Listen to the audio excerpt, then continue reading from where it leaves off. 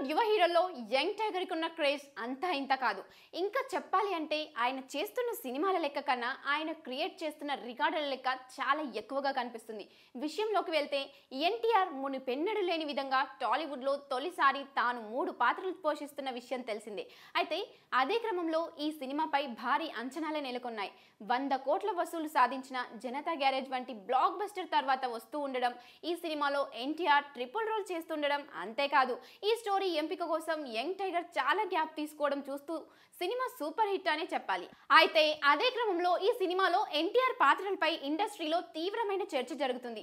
అయితే అదే క్రమంలో ఈ సినిమాకి సంబంధించి ఒక కీలక విషయం లీక్ అయింది అని సమాచారం. అదేమిటంటే ఈ సినిమాలో ఎన్టీఆర్ పోషించబోయే ఒక క్యారెక్టర్ కు కాస్త నత్తి ఉంటుందని, ఆ పాత్రే సినిమాకు కీలకమని, నత్తి ఉండే యువకుడిగా కనిపించబోయే ఎన్టీఆర్ పాత్రే సినిమాలో విలన్ గా ఉంటుందని, నాలెడ్జ్ విషయంలో ఇంటెలిజెంట్ అయిన తన ఆలోచనలు ఎవరికి చెప్పలేని ఆ క్యారెక్టర్ సినిమాలో విలన్ గా మారి దుమ్ము దులుపుతుందని తెలుస్తుంది.